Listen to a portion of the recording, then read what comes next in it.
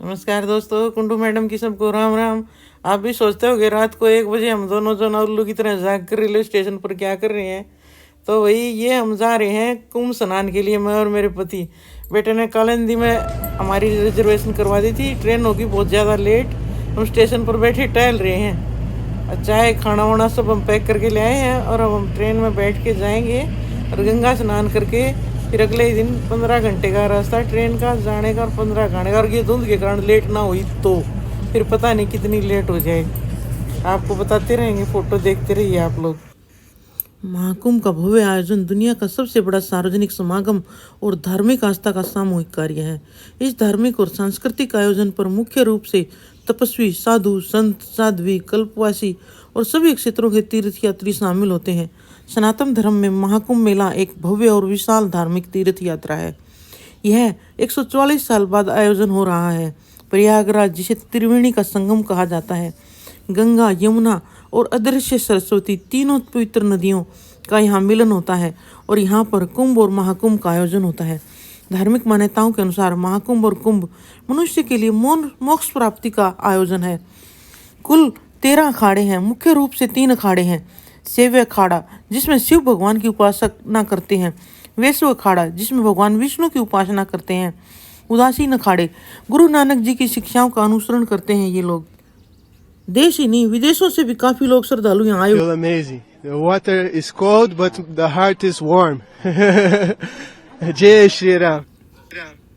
नागा साधु क्या होते हैं? संसार की सुखों को त्याग कर अपने जीवन को मोक्ष प्राप्ति के लिए समर्पित होते हैं। ये अपने शरीर पर वस्त्र धारण करना भी त्याग देते हैं। ये कुंभ और महाकुंभ में ही दिखाई देते हैं। कल्पवासी क्या होते हैं? ये आम लोगों के लिए आध्यात्मिक और धार्मिक आस्था से जुड़ा एक अभ्यास है। संसारिक सुखों को त्याग कर भगवान शिव की तपस्या करते हैं।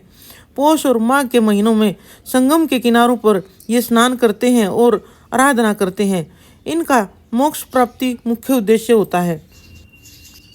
अखाड़ों में 3 सबसे बड़े पद होते हैं। आचार्य, महामंडलेश्वर, ये सबसे बड़ा पद होता है। दूसरे होते हैं महामंडलेश्वर और तीसरे होते हैं महंत।